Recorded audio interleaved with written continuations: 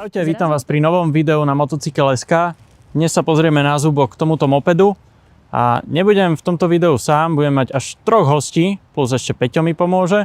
A ja si pozvem chalanov z Babeta klubu a pozrieme sa na zúbok, či ešte vôbec mopedy v dnešnom svete plnom elektromobility dávajú zmysel a či ešte takýto benzínový motor v mopede má úspech. Takže sledujte nás ďalej.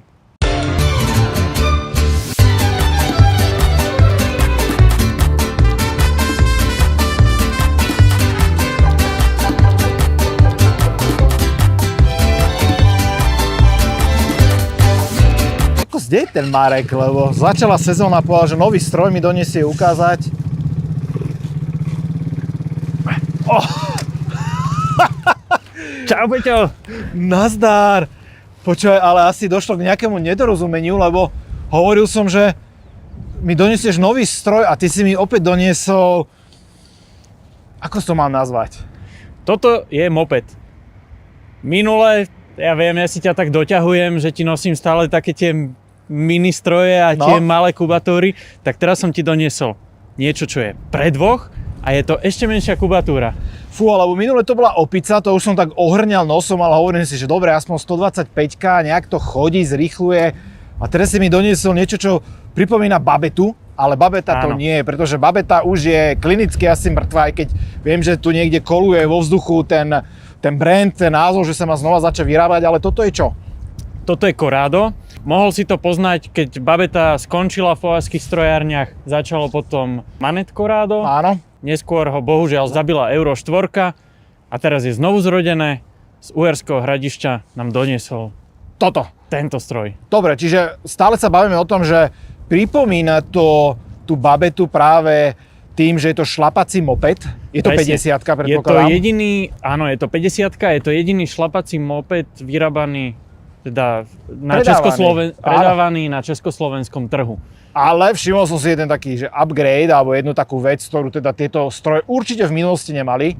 A to je tá velikánska sedačka. Tak. To je pre 2 osoby, pozriem sa. Áno. Vidím tam aj stupačky.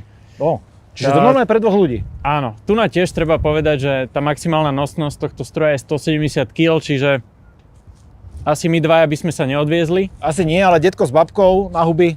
No, asi áno. Prípadne 12-ročného syna vieš odviezť do školy. Či by chcel on, to je druhá otázka, ale bavme sa o tom, že koľko váži tento stroj pekelný. No tento pekelný stroj úplne v pohode dokáže zdvihnúť sám. Dáš ho aj nad hlavu? Keď ho dobre chytíš, tak to aj zdvihneš. Pretože tá váha je na úrovni 68 kg. Čo znamená teoreticky, že vieš to dať aj na ťažné zariadenie, povedzme za karavan? Presne tak, lebo tie sú limitované do 100 kg a tam je problém väčšinou pri skútroch, aj 50-kách, že majú povedzme, že 105, 106 kg. A toto má výrazne pod. Takže na nejakú dovolenku alebo niekde k moru, karavanu, tak toto je možno ideálne zobrať so sebou. Určite. OK, a aká je maximálka tohto? Lebo to bol vždy môj problém s takýmito malorážkami, že v bežnej premávke to nebolo úplne najbezpečnejšie, ale toto asi ani nebude do bežnej premávky. Aj keď má EŠPZ-ku? Áno, EŠPZ-ka už musí byť. Tu by som povedal, že teda je to tá kategória L1E. To znamená, že je to moped, teda do 50 kubíkov s maximálnou konštrukčnou rýchlosťou 45 km za hodinu. Áno, a dá si koľko ináč? Tak medzi nami, koľko si tam dal? 62. 62? Pozerám, že tachometer je do 60. Ty si normálne oprel tú ručičku? Hej. Wow. A tam už cítiš, že tam začína ten obmedzovač. Možno dole kopcom by si ho ešte pretlačil na nejakých 65, 7. OK. Plus, minus. Chcel by som to akože vidieť, ten pohľad na teba dolu Pražskou, keď si to dával 60. Presne tak. Ale ešte by som povedal k tej kategórii L1E, že tento stroj nepodlieha STK-čke. Toto je argument dobrý. Ani po 4 rokoch, ani proste nikdy v živote tohto mopeda. Čiže ako dôchodca, keď si to kúpim a už zabúdam v tom veku, tak nič sa nestane. Jedine, čo teda musí mať na pamäti, je poistka ročná. Presne a tak. Tá vychádza možno, že na pár eur doslova, predpokladám. Do 20 eur sa zmestíš. Ale ešte tu potom taká otázka, že keď sa bavíme o tých nízkych nákladoch, čo so spotrebou? Spotreba, samozrejme to každého zaujíma. Tu je udávaná nie na 100 km, ale na 1000 a je to 19 litrov na 1000 km. Čiže počkaj, ja som matematiky maturoval, teraz to prerátam. 1,9 litra na 100 km, čo môže byť asi aj reálne, pretože tá mega nádrž, čo tu máme, tam má koľko objem? Tam má 3,5 litra, čiže ty reálne prejdeš 170 km na plnú nádrž. Čiže v podstate, keď jazdíš v dedine, ideš do obchodu, na ryby, do kostola, tak ti to vydrží fakt podľa mňa, že celú sezónu. 3-4 mesiace. Hej, wow, tak toto áno, toto je už argument a slovo do bitky. A tá nízka spotreba je zabezpečená aj tým, že ten motor, ten agregát už má strekovanie, už tam nie je karburátor, spĺňa to Euro 5 normu, čiže už je taký modernejší. Áno. Ak si všimol, tak svetlá sú ledkové, čiže plne ledkové, takže... To je iná frajerina, tak toto... Je to už také modernejšie. Áno, ale tento motocykel ma normálne, že trošku prekvapuje v týchto veciach. Povedz mi ale poslednú takú, že pre mňa argument, že mal by som si to kúpiť, lebo to stojí koľko? Táto verzia dvojsedadlová je okolo 1669 plus minus, aj nejaké drobné. Čiže 1600 to je naozaj, že pre slovenského dôchodcu tým pádom. Áno, to asi vieš dovoliť. A hlavne... Z jedného dôchodku slovenského. Nemáš s tým hlavne žiadne ďalšie spojené náklady. No výborne. No ja som veľmi zvedavý na tvoje dojmy, keď sa pôjdeš povziť. Len prosím ťa, bacha na to, aby si neprekročil tú 50-ku v meste. Dobre, budem si dávať pozor.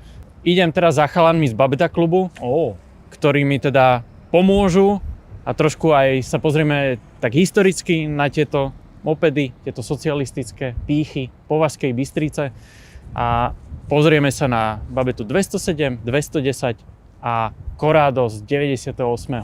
Samé slávne stroje, tak som veľmi zvedavý, ako si toto moderné dieťa bude počínať v porovnaní s predchodcami. A ja som zvedavý, čo chalani povedia, takže fičím za nimi. Čau Peťo zatiaľ. Čau a veľa šťastných kilometrov. Čaute teda, s Peťom už som dokecal a pozrite, stojím tu s celým Babeta gangom, vlastne od najstaršej 207, 210 až po Manet Corrado. Takže predstavím vám, s kým tu som. Po mojej lavici stojí Dominik. Čau. Čauko. Ďalej tu máme Ríša. Čau Ríšo. Čau. A na konci pri 207 stojí Lukáš. Čau. Čaute. Takže ideme si niečo povedať o súčasnosti, o minulosti a vlastne o mopedoch na Československu. Ako to vy vnímate? Myslíte, že tie mopedy už majú svoju zašlú slávu a že už to sa nikdy nevráti, ako sme to mali v Československu? Tak za mňa určite v takej forme, ako sme to mali v Československu, sa to nevráti. To by sa musel stať naozaj nejaký zázrak svetový.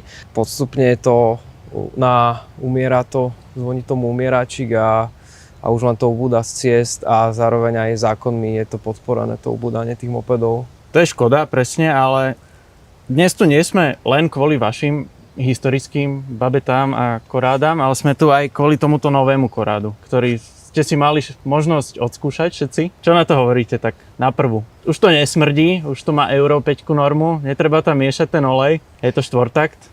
Presne tak, asi to bol môj prvý dojem, že je to štvorták, človek dojde k tomu, je to bezúdržbové, otočí kľúčikom, elektrický štarter. To znamená, že aj keď to nechá náhodou cez zimu odstavené, tak dojde k tomu na jar, pekné počasie, rozhodne sa ísť do obchodu na pivo, alebo respektíve na kofolu, samozrejme pivo nealkoholické, alebo prípadne na ryby, tak dojde, otočí kľúčikom a naozaj ten priamy strek by mal zabezpečiť práve to, že naštartuje hneď na prvýkrát a nemusí venovať tú predsezónnu údržbu tomu malému motocyklu alebo mopedu.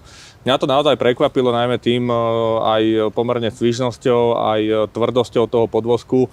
Ja vážim 100 kg, aj so mnou sa to rozbehlo. To prvé zoznámenie bolo naozaj bezproblémové a na to, že mám skúsenosti s mopedom a jazdím na tejto Jave 210, tak som si len sadol, otočil kľúčikom, naštartoval, hneď som vedel, čo mám robiť, pridal som plyn, rozbehol som sa a išlo to tam, kam som chcel ja.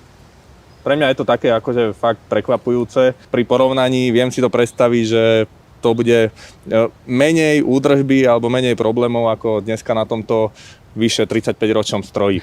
Práve pri tomto Corráde toto všetko odpadá, lebo už je to modernejší stroj, ale stále má ten punc tej takej nostalgie. Podobá sa to na tú Babetu, podobá sa to na ten klasický moped. Má to šlapátko, aj keď tu by som povedal, že fakt to je také núdzové, to šlapátko, pretože aj tým, že toto je dvojsedadlová verzia, tomu sa ešte dostaneme, že či naozaj teda dvojsedadlová, ale oficiálne áno a to sedadlo je nižšie, čiže tá geometria na to šlapanie je fakt, že taká iba núdzová. No a dostaneme sa teraz k tej 207.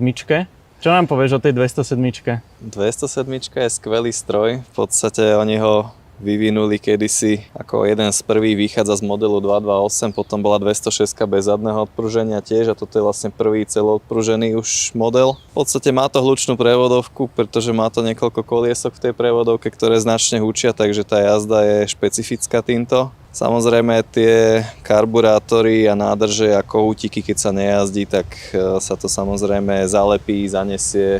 Treba sa v tom proste špárať každú jar alebo každé nejaké dlhšie obdobie, čo to stálo. Samozrejme, kto tam dopraje tomu stroju nejakú poctivú údržbu, tak potom nemá problémy s takým strojom, ale už aj to prúženie a všetky tieto veci nie sú moc hodné na dnešné cesty. Brzdy samozrejme tiež, tam je to horšie s tými brzdami a koncepčne to je teda už starý motocykel mimo tejto doby. No a tu sa dostaneme k tomu, že či si myslíte, že v dnešnej premávke mopedy sú nahradzované elektrobicyklami, kolobežkami elektrickými. Či ešte vôbec to má zmysel vyrábať benzínový moped v dnešnej dobe? Lebo povedzme si na rovinu, toto je asi posledný benzínový moped vyrobený, na ktorý sa pozeráme v Európskej únii. Tak čo si o tom myslíš, Dominik? Určite to má zmysel. Samozrejme, každý ten pohon, či je to na elektrinu alebo na benzín, má svoje pre a proti. A tu by sme akože takú hlavnú výhodu mohli povedať, že nabitie je doslova za 2 minúty na pumpe. Takže má to aj v tomto svoju výhodu. Samozrejme aj sa tam nemusí riešiť nejaká ekologická likvidácia. V podstate pri dobrej údržbe taký stroj proste vydrží tisícky kilometrov. A zase je tam aj tá výhoda nejakých takých jednoduchých oprav, čo si vie vlastne človek aj sám vyservisovať, keď je trocha zručnejšie niekde v nejakej kôlni, pretože pri tých elektrických záležitostiach naozaj práca s tou baterkou a nejaká manipulácia je akože životu ohrozujúca. Takže za mňa to asi má zmysel, nechajme si ľudí vybrať, čo je pre nich ten ideálny pohon. Keď si spomínam, že či to má alebo nemá význam, povedzme si na rovinu, mopedy sú rôzneho tvaru, veľkosti, objemu, prevedenie brzd, prevedenie motora. Takisto keď sa pozrite aj na nás ako majiteľov, tak tiež každý sme iný, napriek tomu máme jednu spoločnú záľubu, hej. To znamená, že stále sa nájde určitá skupina ľudí, ktorá proste holduje určitému typu pohonu. V tomto prípade je to benzínový pohon, či je to dvojtaktný alebo štvortaktný, tak táto skupina ľudí tomu holduje, venuje sa tomu a má to ako záľubu. Za mňa ako tie dvojtakty a najmä takéhoto jednoduchého typu ako je babeta, je to niečo úžasné a proste pre mňa je to ako droga a doslova zbožňujem vôňu benzínu a prípadne spáleného oleja, nespáleného je to jedno.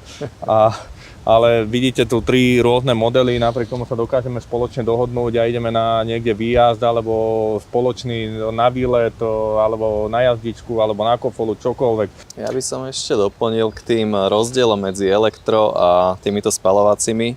Ja som teda decko z paneláku a keď som si kúpil prvú babetu, tak som si ju proste dal do kočikárne, kde sú všade ostatné bicykle, rárohy, skrine, neviem čo a susedia ma v podstate vypoklonkovali okamžite, hej, s tým, že je to nebezpečné a smrdí to a neviem čo.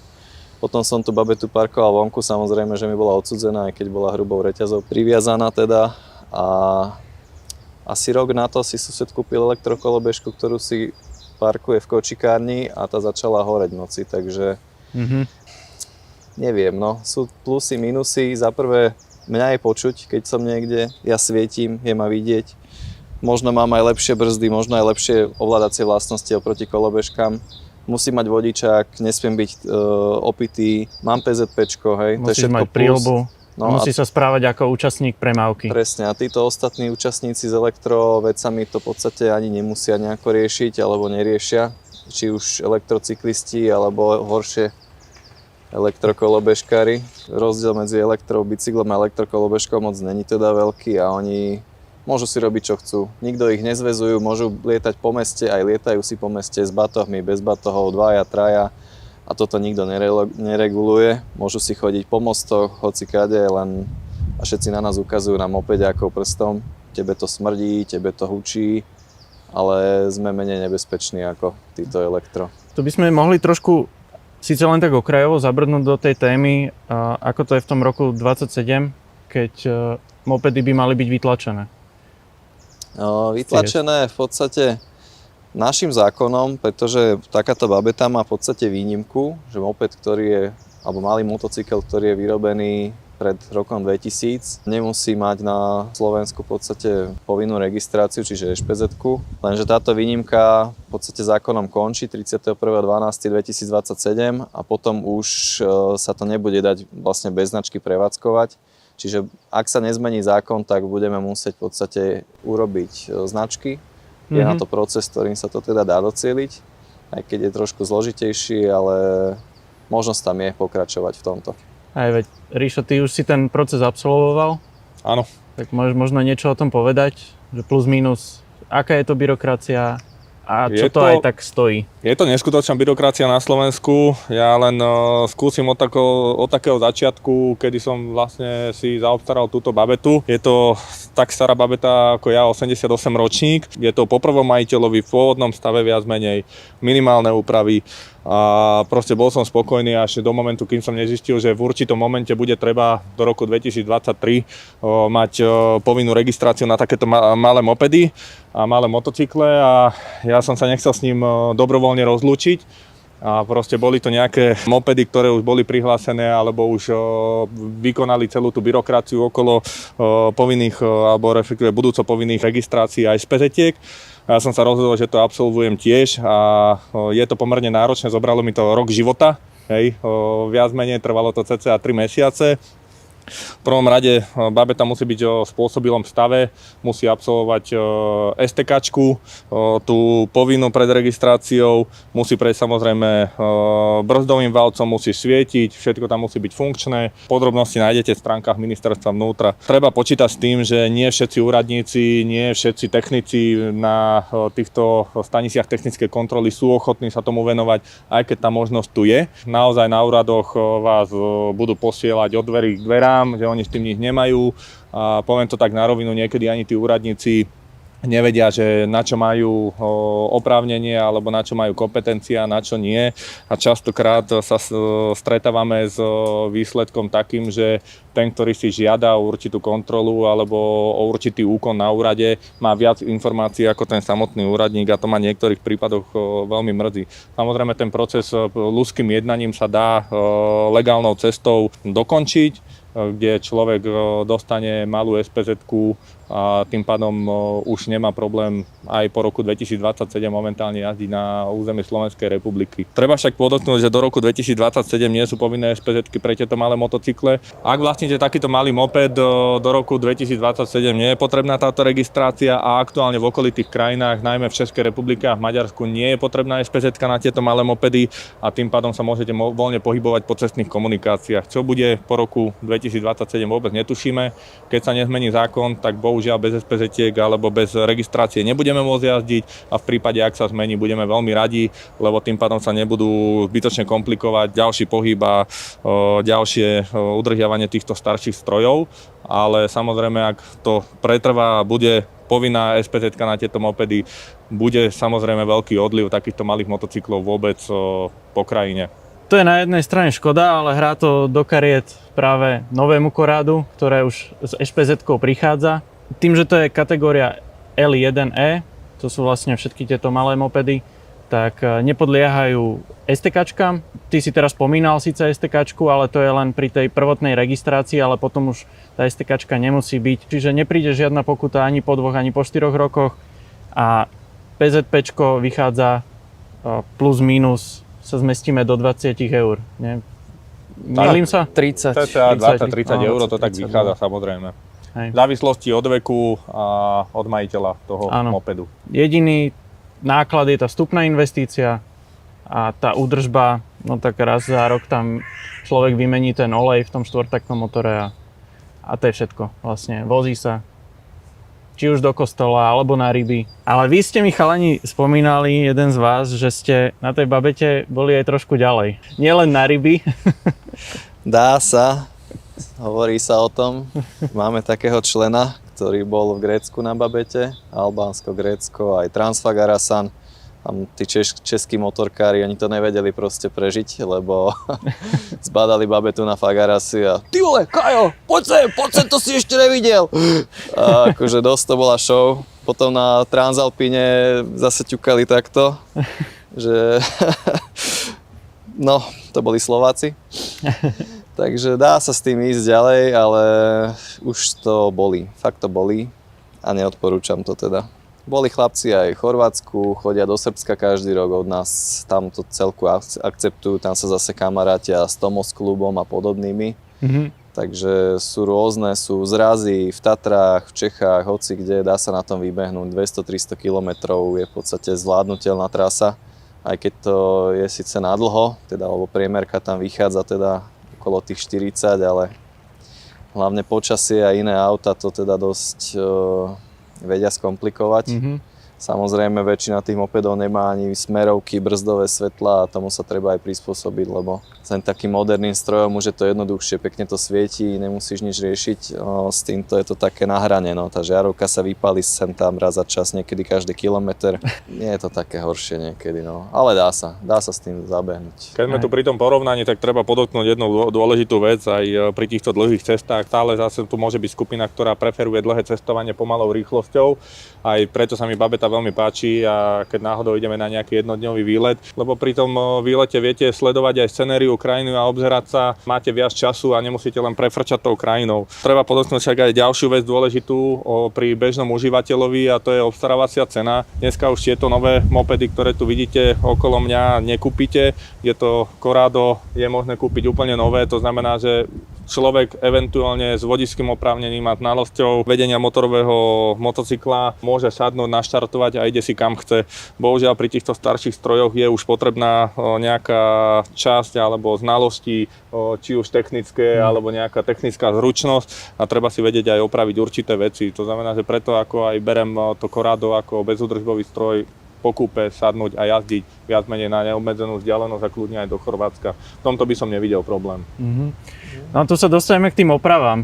Vy chalani bežne chodíte s celým náradím, náhradnými dielmi, keby náhodou niečo? Ono to nie je o tom, že či bude porucha, ale že kedy nastane, to je dôležitejšie povedať.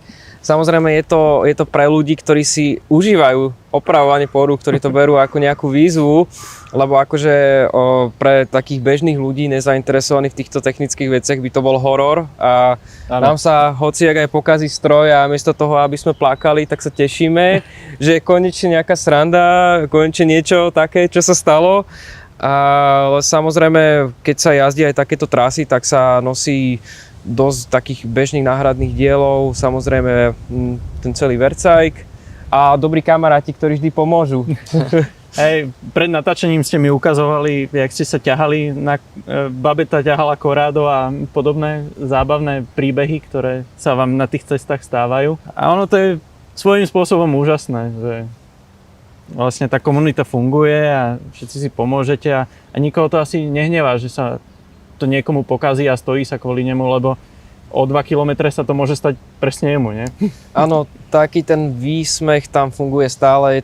Je to obdobná záležitosť ako Top Gear, keď si kúpili tie najhoršie auta za pár korún a smiali sa sami sa, že ako čo a tiež si aj robili nejaké zlé, že jeden druhému niečo tam spravil na tom stroji. To sa samozrejme deje aj u nás. A dosť často niekedy. No my si nemusíme robiť zle tým, že by sme si odpájali fajky na sviečkach, ono to odpadne aj samo, takže ten stroj sa vie vyhalúziť aj sám, bez nejakých iných vplyvov. No a čo sa týka zadierania týchto dvojtaktných motorov, koľkokrát ste zadreli, alebo nejaký priemer, je to raz ročne, alebo raz za 5 rokov, alebo raz za 1000 km, raz za 5000 km? Máte ja to poviem, odsledované? že nie som extrémista, toto už je 5-ročný stroj u mňa, za tú éru som mal raz generálku motora a priznám sa, že som ešte nezadrel, ale pozor, nie som extrémista, na toto máme iných ľudí. Ďakujem za slovo, Ríško. Áno, keď sa robí nový motor a podcení sa trošku ten výbrus alebo niektoré tie veci, že chudobná zmes, zlé časovanie zapaľovania, tak potom ten motor sa začne teda extrémne hriať pri tom zabiehaní a vtedy vznikajú v podstate situácie, kedy sa ten pies zastaví v tom valci, ak už je rozhorúčený. Babeta začne v podstate flekovať, keďže nemá žiadnu voľnobežku a na tej ceste už je to potom dosť nebezpečné. No. Takže keď sa niečo také robí mimo verejných komunikácií, zabieha takýto stroj pomaličky, dať si trošku viacej oleja, jazdiť v nižších teplotách, keď není úplne že peklo vonku. Vtedy sa to dá zvládnuť. Môj prvý zábeh po takejto generálke bol úplne jednoduchý a to som išiel naozaj veľmi pomaly, cca 20-25 km rýchlosťou z Bratislavy až do Vojky. Samozrejme po Petržalskej strane, kde bol malý pohyb aut a kde bola možnosť dlhej rovinky a kde som si vedel korigovať tú rýchlosť a dávať pozor na to, aby som nezadrel. A trvalo to dlho, ale zase to tiež patrí k týmto starším mopedom. To už asi pri týchto novších už odpada. Tu už asi ten strach z toho zadretia odpadá. Tak ešte sa opýtam, že aké je najhoršie miesto, kde ste zadreli?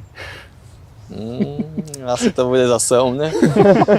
Je to most Apollo, tam, kde sa to zrovna rozbieha smer Petržalka, tam je tá cesta takže doprava ku Einsteinovej alebo rovno na Dolnozemskú a zrovna v tej rozpetí, tak presne tam v strede cesty som urobil taký 20-metrový šmik. No keby za ňou niekto išiel, tak dostane zrejme šok. Aj pri Borimol som raz išiel ráno do roboty, pekne 5 hodín ráno, tma, mokro a tak si klopím ten kruháč a len to tak ubehlo. No a babenka za mnou vo Fabii, tá zošalila, no. Tá to nedala, proste vyskočila z auta. Ježiši, čo sa to stalo, bože môj! Ja lenže nič, kľud. Postavila, išla ďalej, narovná zrkadielko. To už, keď s tým človek žije každý deň, tak mu to nepripada divné, no. A minimálne ľudia ešte stále ti zamávajú asi, nie? Keď ideš na tej ceste. Hlavne keď ti odpadne výfuk, že aha, to je výfuk tvoj. Skôr som myslel z toho nejakého nostalgického hľadiska, že predsa len je to stroj, ktorý bežne na ceste človek nestretne. Presne tak. Mne sa dokonca stalo, že tým, že je to také korádo, že ma tam zastavilo pri starej tržnici nejaký chlapík, ja som nevedel, čo odo mňa chce, že či niečo som akože, a on že ho to strašne zaujíma a bol to nejaký člen klubu Triumfov, takže dokonca to zaujíma aj iných motocyklistov, ktorí nie sú akože zvyknutí, nielen pamätníkov a ľudí, ktorí vlastne s tým vyrastali. Jasné. Hej. No, teba raz zastavil aj taký kuriér, čo vozil pizzu, nebol ani zo Slovenska. Áno, áno. A kúpil si potom takúto krásnu 207.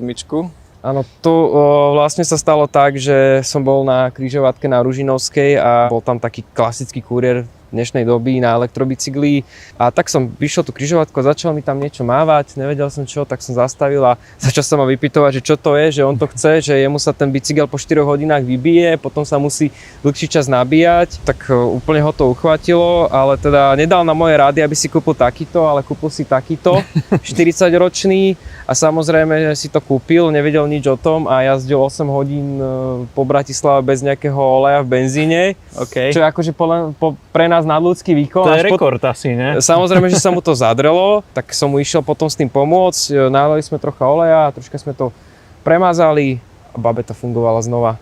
Takže...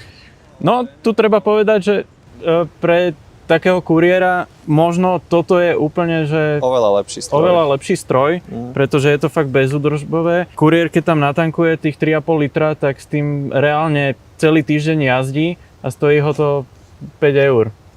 Vlastne na konci dňa. Je to tak, ako pre toho môjho známeho by to bolo úplne ideálne. Takýto, že len natankuje, nemusí riešiť, lebo mal takýto stroj a lánko sa mu otrhlo, nejaká ďalšia porucha, späťak mu odpadol. Nevedel si to ani opraviť, lebo však ani sa tomu nevenuje ako my, takže určite tento stroj by bol vhodnejší. No chalani, a teraz poďme rozobrať tak poriadne do detailov to Corrado, že čo sa vám páči, čo sa vám nepáči na tom. Na nejakých detailoch. No dobre, keď ho chceme rozobrať do detailov, takže 17 kľúč, 13 kľúč, 10 kľúč. Ľúbi sa mi, že to má stúpačky, čiže je to pre dvoch. Takže núdzovo tam vieš zobrať aj babku so sebou na nákupy. Áno. Samozrejme, výfuk má aj ochranu, takže si nespalíš nohu ako na našich starých modeloch. Vieš, čo majú výhodu ešte tie stúpačky? Že ty vieš meniť polohu za jazdy, keď ideš sám. Takže sadneš si dozadu, to sedadlo vpredu je inak tvrdé ako vzadu a rovnako aj nohy si vieš dať na inú polohu. Čiže keď ideš do Atén, tak aspoň...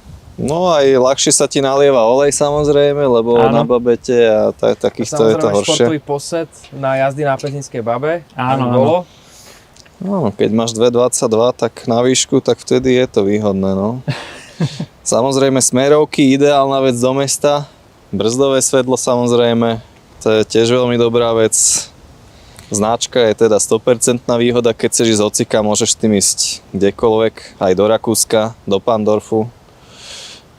Ne? No, na nákup. Išiel by si s tým do Pandorfu? Ja by som úplne s tým išiel v pohode na nákupy, lebo najmä do tohto kufrika by som veľa nenakúpil, tým pádom veľa peňažkov by som neminul, takže to sa mi páči, ale do Pandorfu s týmto úplne v pohode. No, je to aj výhoda, aj nevýhoda, sú tu 14-kové kolesá, ale práve, že sú malé tie kolesá, majú vysokú pneumatiku do 2,75, tak lepšie odprúžia a absorbujú nerovnosti najmä bratislavských ciest v našom prípade, takže toto beriem ako v tomto prípade výhodu.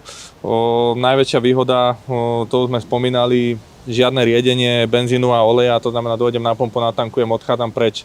Presne Už sme tu tak. rozoberali elektrobicykle alebo elektromotorky versus takéto mopedy a to je úžasná vec a to je pre mňa najväčšia výhoda mopedov, že keď mi náhodou dojde benzín, tak hľadám najbližšiu pumpu alebo proste dojdem, natankujem, odchádzam takmer do minúty preč. Čo toto v prípade baterkových systémov a elektrických A systémov hlavne odpadá. výhoda mopedu je ešte to, že tam vieš došlapať, keď ti ten benzín dojde. Lebo ja sa priznám, nedošiel, ale došiel mi tak, že ešte to išlo a tým, že tu nie je karburátor, ale rovno z čerpadla to ide priamo do vstrekovania, tak ono oproti tej verzii Euro 4, čo bola predtým, tam mala čerpadlo trochu vyššie a nevedelo vyčerpať celú nádrž. Tu už ju vyčerpať takmer do prázdna, do sucha, ale musel som ísť tak esičkovo, aby to čerpadlo načerpalo ten benzín z tej nádrže.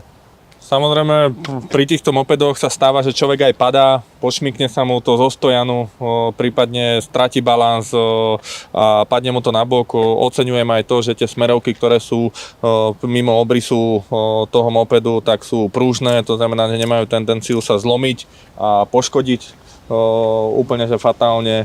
A tiež sa mi, čo som si všimol, sa mi páčilo, tieto rajdy sú pomerne hrubé ako na veľkých motocykloch.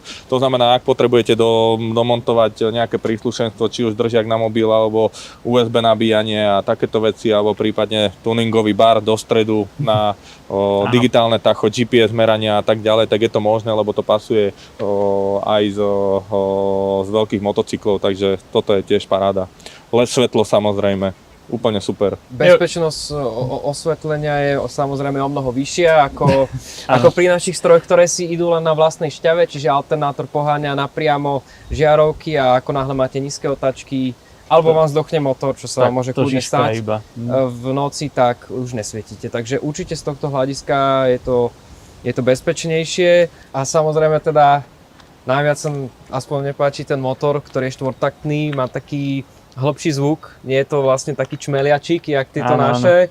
A ten motor je pomerne akože konštrukciou tak starý asi jak tie naše, je to vlastne z konca 50. začiatku 60. rokov od Hondy, vyrábané samozrejme v licencii, ale základ je teda ten štvortaktný motor z Hondy Super Cup 50. Respektíve Hondy Monkey. Aj Hondy Monkey samozrejme. Tam sa tiež Ja pevne používa. verím, že vďaka tomu časom pribudnú aj tuningové príslušenstva a samozrejme aj iné valce z väčšieho objemu. Určite a bude sa to áno. môcť dať tuningovať. Ale iba na uzavretej vlastnej komunikácii. Tak. Na vlastnom dvore samozrejme. Ako viem si predstaviť, vytvoriť okolo toho taký hype a povedzme závody na týchto korádach, vieš, na okruhoch, nejakých Určite, malých. To môže určite byť áno, strašná prča. Dokonca to existujú rôzne závody a jeden taký akože taký najdlhší, by som povedal, existuje momentálne teraz je iba jeden závod ročne, ale kedysi existovalo niekoľko závodov do roku a bolo to 12 hodinovka a to bolo doslova 12 hodín na babete. Úžasný zážitok, ja som ho nejazdil, ale je to naozaj náročný závod a toto si tiež viem predstaviť proste na nejaký počet hodín proste po okruhu a merať si sily, výkon, zručnosti a tak ďalej. Ešte jednu vec sme nespomenuli, chalani, že vlastne vaše mopedy majú dve reťazky, že hnaciu a tú bicyklovú. Tuto je iba vlastne v jednom, čiže páčkou si dokážeš prepnúť medzi tým bicyklovým módom, šlapacím a motorovým. No to je v podstate podobná koncepcia, ako mal štadión, nie? Tam to tiež bolo v bloku motora, boli tie pedále priamo. Samozrejme, čím menej reťazí, tým menej problémov. Menej mazania. Aj menej mazania, takže aj šetrenie na mazacích prípravkoch. No hlavne tie liate kolesa, nemusíš ich centrovať, tam to vydrží, to má silu. Takže Hlavne aj ušetríš na váhe, pretože tento moped váži 68 kg. Sme nespomenuli, koľko vážia vaše. Tie sú asi trošku ľahšie tým, že ten dvojtaktný motor tak. váži Okolo menej. 60 kg, ale je to teda super, že sa aj pri tom ťažšom motore podarilo zmestiť do takejto váhy, čo naozaj zdvihne človek, keď to potrebuje niekde si dať do nejakej kôlničky alebo tak, kde je ťažší prístup, je nejaké perfektnej garáži, tak v pohode s tým behne. No hlavne toto odveze dvoch ľudí, hen to odveze iba Samozrejme, odvezie aj jedna. dvoch, no. To má oveľa vyššiu nosnosť teda. Prípadne ešte môže byť potenciálny zákazník, niekto, kto už na nejakú ťažšiu motorku nie je schopný vysadnúť cez 150 kg, že už mu to je ťažké, ale chce sa ešte voziť po dedine, po meste. Toto je určite ideálny stroj. Aj medzi dedinami. Aj medzi dedinami, A no. ešte by som dodal, že je tu veľa priestorov aj na vylepšovania, lebo na rozdiel od takých perfektných skútrov, ako dneska si môžeme kúpiť v dealerstvách, ktoré sú naozaj tip-top od výroby, tak tu sa ešte taký ten domáci kutil môže s tým pohrať a ako my sa s tým hrajeme stále, ale je tu aj priestor pri tomto stroji, čo je akože Ty si mi fajn. presne spomínal, že ty máš Hondu PCX 125 a že to je pre teba až dokonalý stroj, ale nemáš na tom takú tú emóciu z tej jazdy. No v podstate ten stroj je tak perfektný, až začne nudiť a človek by si to rád aj trocha vylepšil, aj trocha prispôsobil tomu, jak potrebuje. Áno. Samozrejme začal by robiť niečo s tou Hondou, polámal by plasty, rozhasil by celý motor a tu je naozaj akože priestor aj pre takého jednoduchšieho mechanika na to si to spraviť. A ešte by som rád dodal k tomuto motoru, tým, že je to vlastne licenčne vyrábaný klasický motor z Hondy Monkey alebo Super Cup, tak je strašne veľa návodov na YouTube, ako opravovať, vystreďovať, centrovať veci, dávať do poriadku ten motor, čiže človek, ktorý proste má čas a má v tom záľubu, tak si vie nájsť tieto návody a pomerne jednoducho bez nejakého špeciálneho náradia si ho aj zgenerálkovať prípadne, takže aj to je super priestor. Určite áno. Akože, myslím si, že tým, že to je jediný moped na československom trhu, ktorý teraz sa dá dostať nový, tak určite si to nájde svojho zákazníka a ľudia len sa musia o tom dozvedieť, že také niečo ešte stále existuje. Mňa by zaujímalo, ktorý z týchto štyroch je najrýchlejší. Tak poďme si zmerať sily. Dohoda.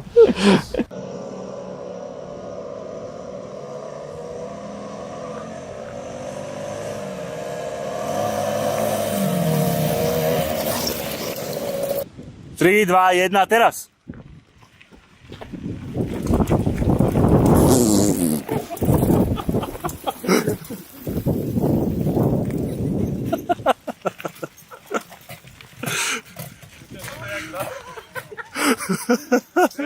Čiže pred záverom tohto videa, či by som sa opýtal, že ako to bolo historicky vlastne v Československu, celkovo s mopedmi, s babetami. Pamätám si, prvé československé mopedy boli štadióny a neskôr vlastne prišli prvé babety, ešte predtým boli javety. Čiže toto by sme si mohli ešte nejak povedať, toto historické okienko.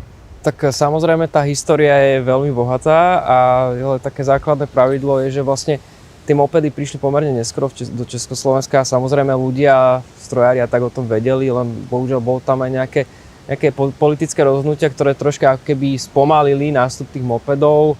Prvým mopedom v podstate mala byť Java 550, ktorú vlastne prototypovo vyrobili s pedálmi.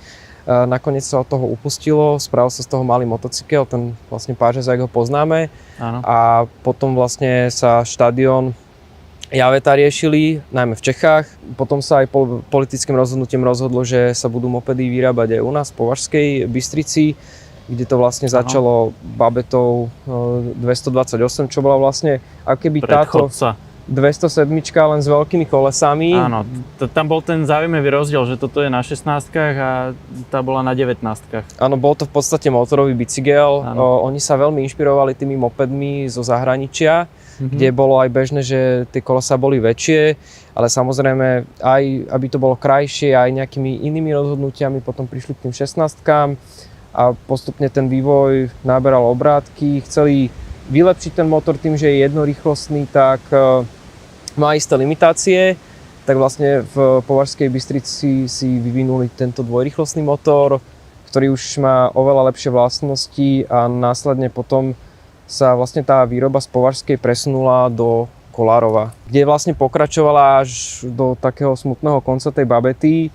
A zase naopak na konci 80. rokov chceli v tej Považskej Bystrici zase obnoviť výrobu mopedov a v podstate si vyvinuli vlastný moped s vlastným motorom, ale samozrejme bolo to už po revolúcii a zapojilo sa tam aj nejakým spôsobom Piaggio, s ktorým chceli vytvoriť spoločný podnik, ale nakoniec to skončilo len pri výrobe licenčného motoru Puch s tým, že ostatné veci, že teda rám si navrhli sami. Samozrejme boli, na rozdiel od týchto babiet, už tam bolo to, že sa aj zahraničné komponenty namontovali, talianske dominopáčky, talianske kolesa, motor bol vlastne rakúskeho pôvodu, ale licenčne sa vyrábal vlastne u nás a už postupne tá výroba už okolo po tých rokoch 2000 upadala, lebo samozrejme konkurencia talianskych skútrov, potom čínskych skútrov, ale samozrejme sme radi, že aspoň v nejakej forme to pokračuje aj v tomto prípade. Hej, a vlastne Manet Corrado prešiel pod značku, alebo respektíve pokračuje teraz pod MP Corrado. Tam tiež tie mopedy zabila Euro 4 norma, chvíľu neboli vyrábané a teraz vlastne je obnovený v tejto Euro 5 norme, takže dúfame, že ešte aspoň nejakú chvíľu sa bude vyrábať a že bude slúžiť ľuďom, bude dávať zmysel, bude aj prinášať radosť a bude to vlastne takým tým lacným vozítkom a presúvadlom, či už v malom meste, alebo možno aj väčšom, alebo teda len na dedine, prípadne niekde na ryby. Ja prajem Corradu veľa šťastia, veľa predaných kusov. Nech ešte táto éra týchto mopedov v Československu nejak úplne nevymizne. A ešte nech pár rokov nám tu robí radosť. Súhlasím. Takže ďakujem vám chalani, že ste si našli čas a chuť prísť do tohoto videa, predstaviť vaše pekelné stroje a povedať si aj niečo, kam smerujú tieto mopedy a aj o histórii. Takže Díky moc. ďakujeme. Ďakujeme. Čaute. Čaute. Čau, čau. Tak teda s chalanmi z Babeta klubu sme rozobrali toto Corrado, staršie Corrado, dve babety, mali sme aj filozofické debaty o tom, kam smerujú mopedy v Československu. Niečo sme podebatili aj teda o tej elektromobilite. No ale dôležité je povedať aj nejaké jazdné vlastnosti, ktoré teda tento moped má a ako sa s ním jazdí v našom veľkomeste. Takže nie som až taká brzda premávky. No a odpich. Odpich na tejto motorke je taký, aký ten objem toho válca dovolí, čiže je. Hýbe sa to, nemusím šlapať, hýbe sa to lepšie ako bicykel alebo ako nejaká bežná elektrokolobežka, ktorú si môžeme požičať čerovanou formou. Ten odpich do tých 15 km za hodinu je taký slabší, pretože vtedy ešte ten motor nie je v otáčkach. Tým, že tu máme len jeden prevod odstredivou spojkou, tak ten motor musí chytiť tie otáčky, kedy už nejaký výkon má, respektíve krútiaci moment. Vtedy to potiahne, potom nastúpi výkon a potom nastúpi obmedzovač. Čiže nad tých 50 to už je len pretlačanie obmedzovača a udržiavanie tej maximálnej rýchlosti, ktorá je zákonom stanovená na tých 45 km. Ono to asi reálne bude aj podľa GPS-ka 45, ale teda odchýlka tachometra je vždy prítomná, takže nám sa javí síce, že idem teraz 62, ale myslím si, že reálne toľko nejdem. Samotný motor by podľa mňa mal aj výkon ísť rýchlejšie, len teda zastavuje ten obmedzovač. Tak uvidíme, či niekto tento motor odblokuje a aké sú možnosti nejakého tuningu. Čo sa brzd týka, sú tu bubnové brzdy aj vpredu, aj vzadu. Treba s tým rátať, že ten stroj brzdí trošku horšie. S chalanmi sme tie brzdy nastavili, je to trochu lepšie, ale nedosiahne to brzdný účinok kotúča.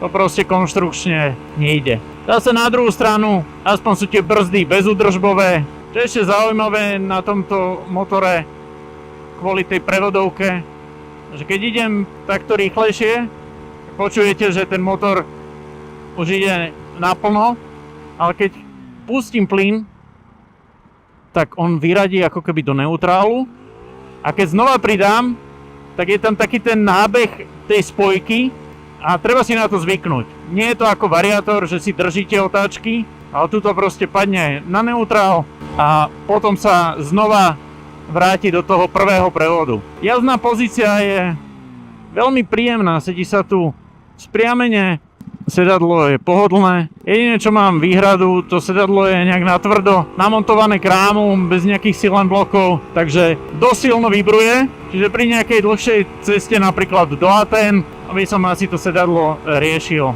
A samotný moped je veľmi ľahko ovládateľný, aj keď s tým skočím do nejakej jamy, tak to pekne zhltne, prejde to. Určite to je bezpečnejšie ako nejaká kolobežka s malými 6-7 palcovými kolieskami. To musí uznať každý človek.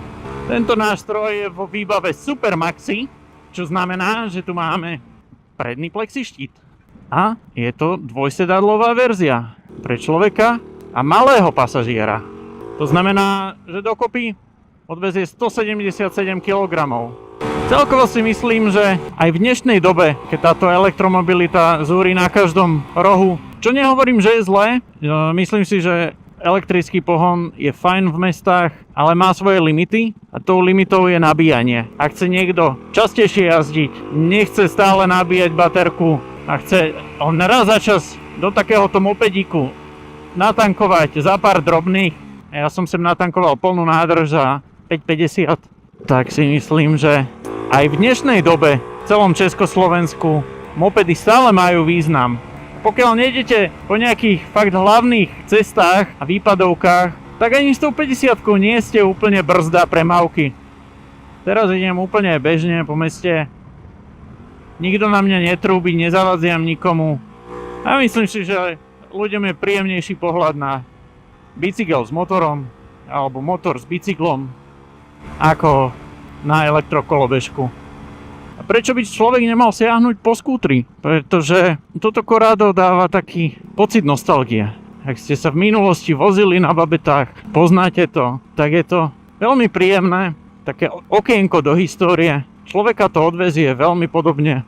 A hlavná výhoda Corrada je to, že má lepšiu prejazdnosť terénom ako hociaký skúter. Ten posed je viac bicyklový, to znamená, že aj keď pôjdete niekde na ryby, do Vinohradov, hoci kam, tak pôjde sa vám oveľa príjemnejšie ako na záchodovom posede skútra. Myslím si, že Corrado má svojich zákazníkov, len je škoda, že ľudia o tom ešte nevedia. A samozrejme výhoda je aj to, keď vám teda dojde benzín, tak viete na tú pumpu došlapať. Že ja vám ďakujem, že ste dopozerali toto video až sem. Dúfam, že sa vám tento formát páčil. Formou takéto debaty s chalanmi, ktorí sú zanietení babetisti, mopedisti a korádisti a že vám budeme môcť takéto videá prinášať aj naďalej. A napíšte nám aj vy, že čo si myslíte? Radšej elektrická kolobežka alebo moped? Čomu by ste dali vy prednosť? A vidíme sa pri ďalšom videu. Čaute.